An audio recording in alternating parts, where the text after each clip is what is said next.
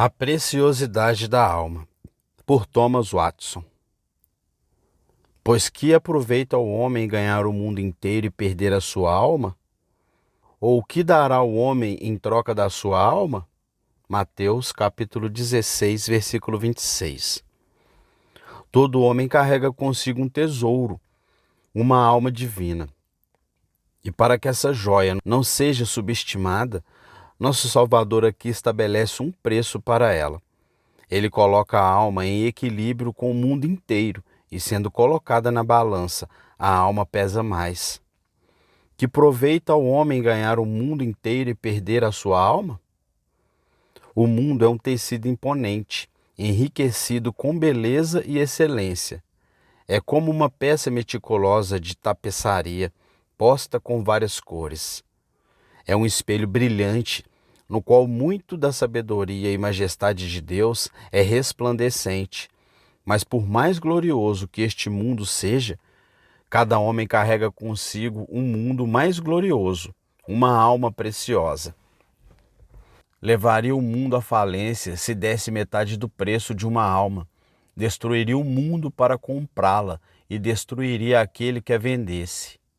Se pudermos salvar nossas almas, embora percamos o mundo, é uma perda lucrativa. Mas se perdermos nossas almas, embora ganhemos o mundo, nossos próprios ganhos nos destruirão. Pois que aproveita o homem ganhar o mundo inteiro e perder a sua alma? Ou o que dará o homem em troca da sua alma? As palavras se ramificam em 5 partes. Primeiro, uma suposição de uma compra. Se um homem ganhar, a proposição é hipotética. Cristo não diz que ganhará, mas apresenta uma suposição. Não é uma compra certa, é apenas suposta. Segundo, a compra em si, o mundo. Terceiro, a extensão da compra, o mundo inteiro, o mundo com todas as suas receitas e benefícios. Quarto, os termos desta compra. Ele perderá a sua alma. Não que sua alma será aniquilada, isso o faria feliz, mas ele perderá o fim de sua criação, ele perderá a glória se perder a sua alma. A perda da alma é amplificada por 2 coisas. Primeiro, a propriedade. É sua própria alma, aquilo que está mais próximo dele, aquilo que é mais ele mesmo. A alma é a parte mais nobre, é o homem do homem. Segundo, a irrecuperabilidade da perda. O que um homem dará em troca de sua alma? O que ele dará? É como se Cristo tivesse dito: ele não tem nada para dar, ou se ele tivesse algo para dar, ainda assim nada será tirado por isso. A alma não pode ser trocada, não haverá finança tomada por ela. O que um homem dará em troca de sua alma? Quinto, o veredito do nosso Salvador sobre essa compra. Para que serve ao homem? É como se Cristo tivesse dito: ele terá uma barganha difícil, ele se arrependerá de vendê-la no final. É apenas a compra do tolo. A alma do homem é uma joia mais preciosa que o mundo. Todas as almas têm um preço. Nesse sentido, essa máxima é verdadeira. Todas as almas são iguais. A alma do príncipe e do camponês são iguais, e cada alma tem mais valor que o mundo. Para a ilustração da doutrina, há 2 coisas a serem demonstradas. Primeiro, que a alma é muito preciosa. Segundo, que ela é mais preciosa que o mundo. Primeiro, a alma é muito preciosa. O que Jó disse sobre a sabedoria, posso aplicar adequadamente à alma. O homem não compreende seu valor. Não pode ser comprada com um ouro mais fino, nem seu preço pode ser pesado em prata. Não pode ser comprada com um ouro de Ofir, com ônix precioso ou safiras. Nem ouro nem cristal podem se comparar a ela, nem pode ser obtida por joias de ouro. Jó, capítulo 28, versículo 13, versículo 16 e 17. A alma é a glória da criação.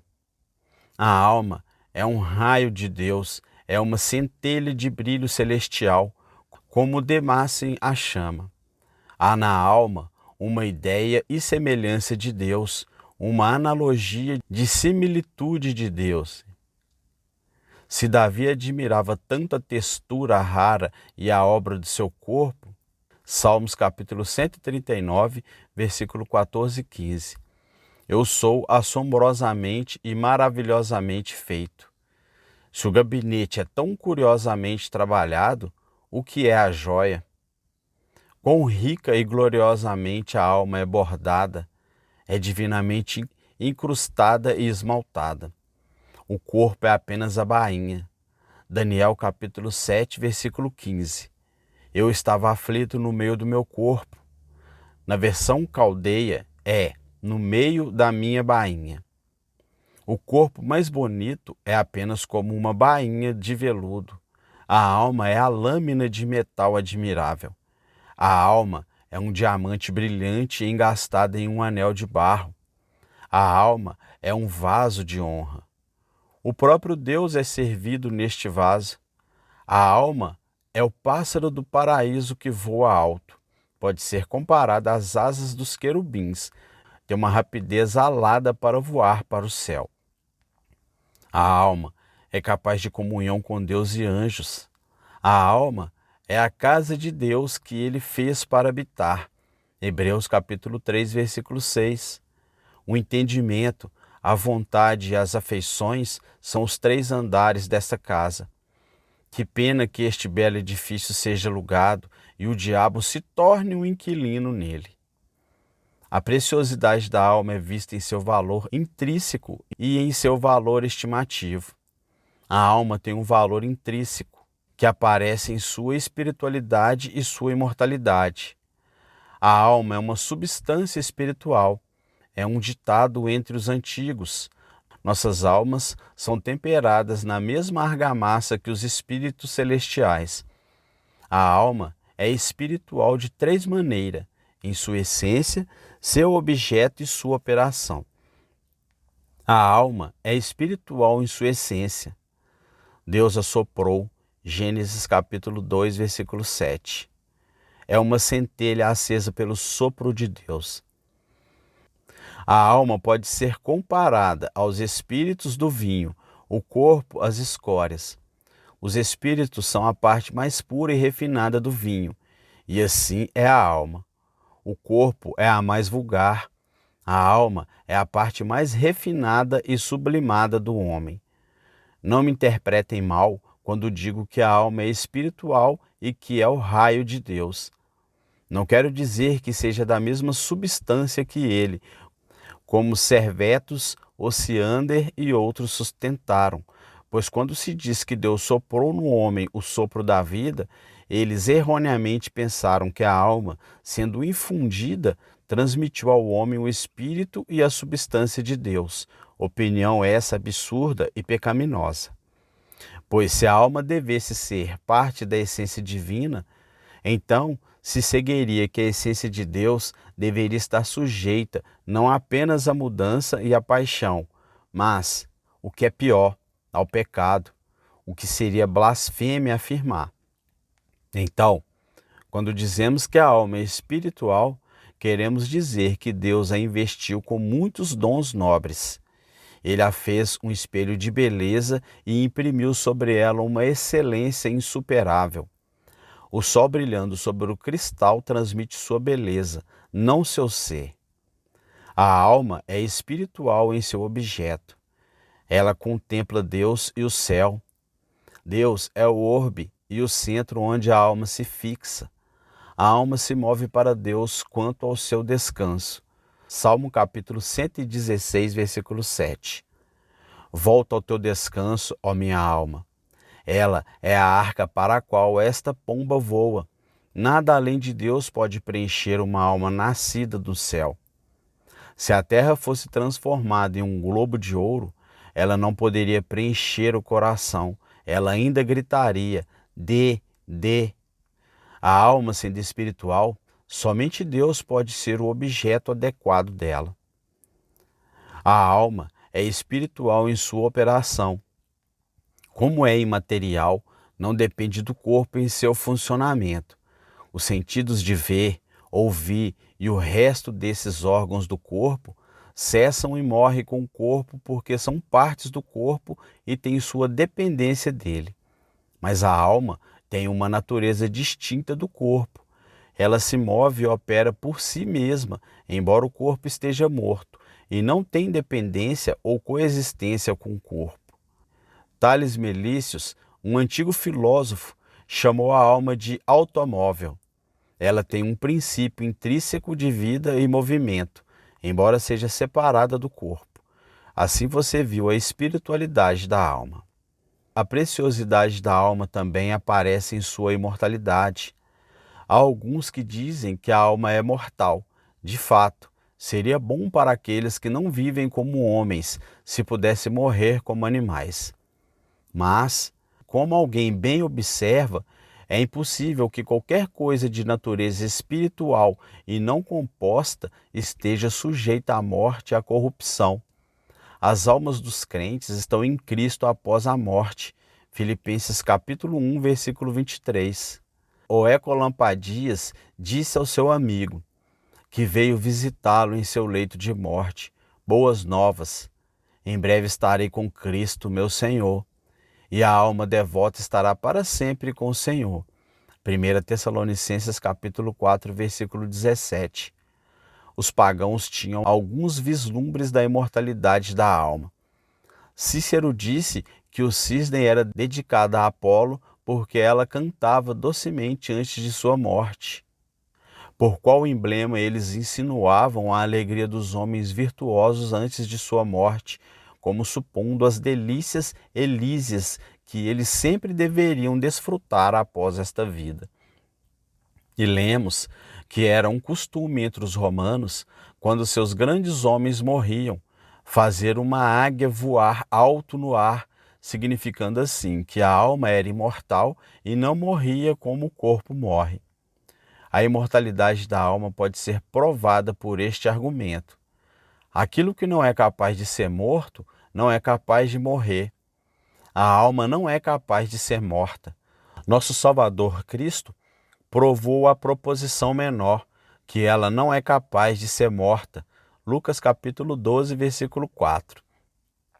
Não temais os que matam o corpo, e depois disso nada mais podem fazer. Portanto, a alma, não sendo capaz de ser morta, não tem possibilidade de morrer.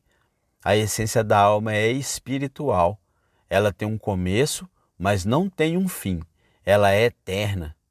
A alma não envelhece, ela vive para sempre, o que pode ser dito de qualquer outra coisa criada. As coisas mundanas são tão cheias de mutação quanto o movimento e, como a cabeça de Jonas, tem um verme comendo a raiz. A alma tem um valor estimativo. Jesus Cristo estabeleceu um alto valor e estimativa para a alma. Ele a fez e a comprou. Portanto, ele conhece melhor o valor dela. Ele vendeu a si mesmo para comprar a alma. Zacarias capítulo 11, versículo 12. Pesaram por meu preço 30 moedas de prata. Não, ele estava contente não apenas em ser vendido, mas em morrer. Isso aumenta o preço da alma. Custou o sangue de Deus. Atos capítulo 28, versículo 28. 1 Pedro capítulo 1, versículo 19.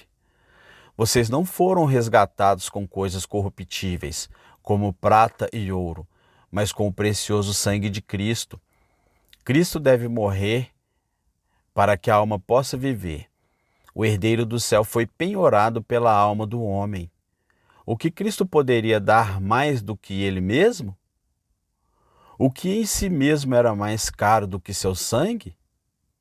Ó alma preciosa, que tem a imagem de Deus para embelezar você e o sangue de Deus para redimir você.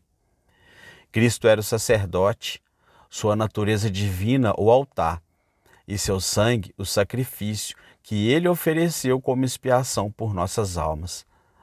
Agora, calcule quanto vale uma gota de sangue de Cristo e então me diga quanto vale uma alma. Satanás valoriza as almas. Ele conhece seu valor. O rei de Sodoma disse a Abraão: dê-me as pessoas e fique com os bens para você. Então Satanás diz: dê-me as pessoas. Ele não se importa com quão rico você é.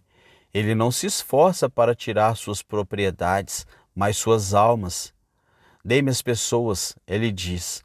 Você fica com os bens. Quais são todos os seus estratagemas de guerra, suas armadilhas sutis, senão para capturar almas? Por que esse leão ruge tanto, senão para sua presa? Ele inveja a felicidade da alma. Ele arma todo o trem da tentação para explodir todo o forte real da alma. Por que ele arma iscas tão adequadas? Ele atrai o homem ambicioso com uma coroa, o homem cobiçoso com uma maçã de ouro e o homem lascivo com beleza. Porque ele tenta você para o colo de Dalila, senão para mantê-lo longe do seio de Abraão? O diabo está pescando a alma preciosa. Desfazer almas é seu orgulho. Ele se gloria na condenação das almas. É próximo da vitória morrer vingando. Se Sansão deve morrer, é um conforto que ele fará, mas morrer com ele. Se Satanás, aquele leão, deve ser mantido em sua toca infernal, é todo o céu que ele espera estender sua pata e puxar outros para a toca com ele.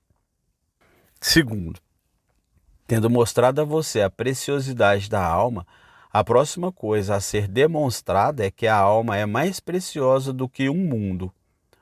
O mundo é feito de uma massa mais impura. O mundo é de uma fabricação mais grosseira, de um extrato terrestre. A alma é nascida no céu, de uma fiação mais fina, de uma descendência mais nobre. O mundo é um grande livro ou volume, onde lemos a majestade e a sabedoria daquele que o fez. Mas a alma é a imagem de Deus. Gênesis capítulo 1. A alma é uma peça estudada. Quando Deus fez o mundo, era apenas deixe estar e foi feito. Mas quando ele fez a alma, todas as pessoas na Trindade sentaram-se junto à mesa do conselho. Gênesis capítulo 1, versículo 26. Vinde, façamos o homem à nossa semelhança. A alma é um espelho onde alguns raios de glória divina brilham. Muito de Deus pode ser visto nele. Embora este espelho esteja rachado pela queda, um dia ele será perfeito. Lemos sobre espíritos de homens justos aperfeiçoados. Hebreus capítulo 12, versículo 23. A alma, desde a queda de Adão, pode ser comparado à lua em seu minguante, muito obscurecida pelo pecado. Mas quando for santificada pelo Espírito e transladada daqui, será como a lua cheia, brilhará em sua glória perfeita. Se a alma é tão preciosa, veja então o que é essa adoração, que Deus espera e aceita, a saber, aquele que vem da parte mais nobre da alma. Salmo capítulo 25, versículo 1. A ti, Senhor, eleva a minha alma. Davi não apenas levantou sua voz, mas sua alma. Embora Deus tenha o olho e o joelho, o serviço do corpo, ainda assim ele reclama daqueles que se aproximam com seus lábios, quando seus corações estão longe dele. Isaías capítulo 29, versículo 13. A alma é a joia. Davi não apenas afinou o seu alaúde e violino, mas sua alma afinou para louvar a Deus. Salmo capítulo 103, versículo 1. Bendizei, ó minha alma, ao Senhor. Suas afeições se unindo em adoração compunham o concerto. A alma é altar, fogo e incenso. É o altar no qual oferecemos nossas orações, o fogo que acende nossas orações e o incenso que as perfuma. O olho de Deus está principalmente sobre a alma. Traga 100 pratos para a mesa, e ele não cortará nada além disto. Esta é a carne saborosa que ele ama. Aquele que é melhor será servido com o melhor. Quando damos a ele a alma em um dever, então damos a ele a flor e o creme. Por uma química sagrada, destilamos os espíritos. Uma alma inflamada no serviço é o cálice de vinho temperado e o suco da romã, Cântico dos Cânticos, capítulo 8, versículo 2, que o cônjuge dá a Cristo para beber. Sem a adoração da alma, toda a nossa religião é apenas exercício corporal, 1 Timóteo capítulo 4, versículo 8, que não aproveita nada.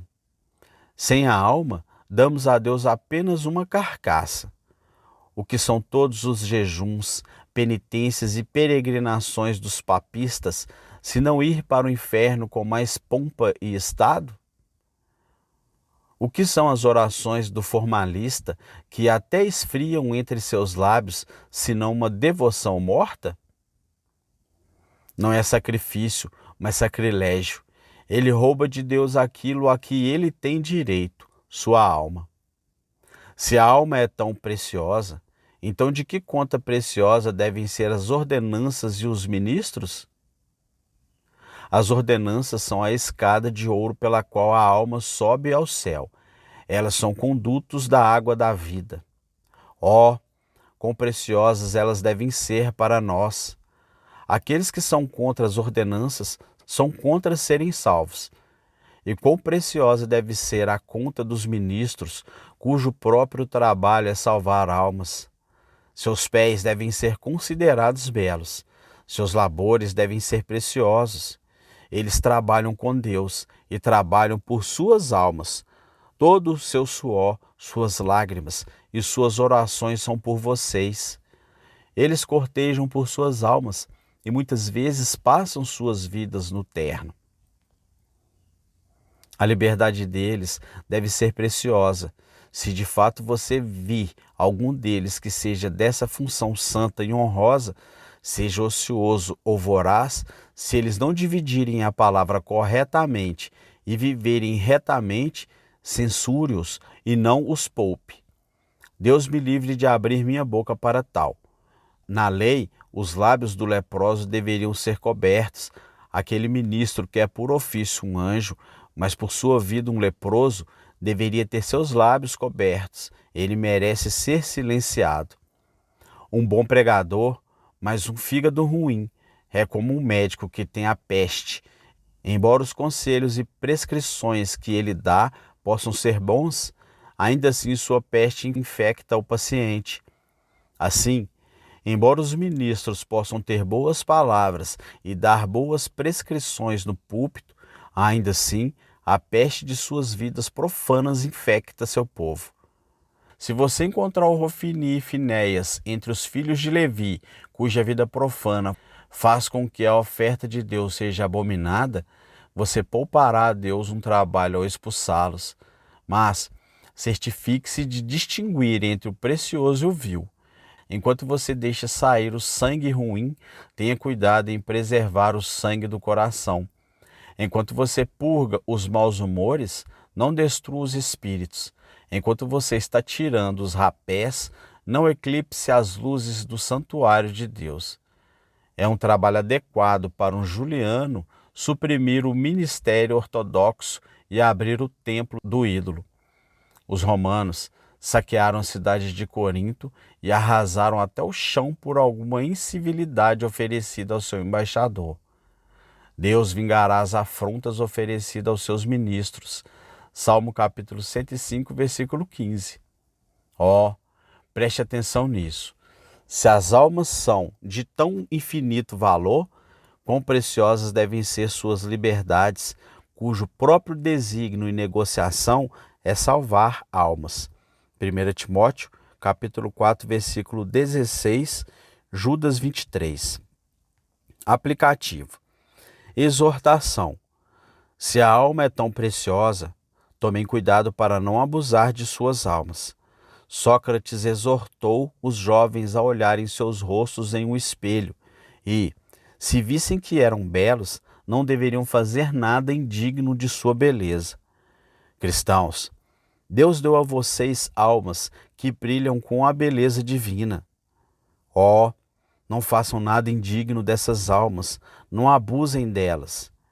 Existem 4 tipos de pessoas que abusam das almas.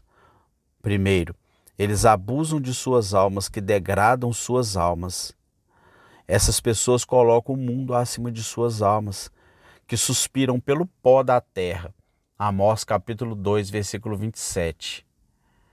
Isso é como se a casa de um homem estivesse pegando fogo e ele deveria tomar cuidado para preservar a madeira, mas deixar seu filho ser queimado no fogo.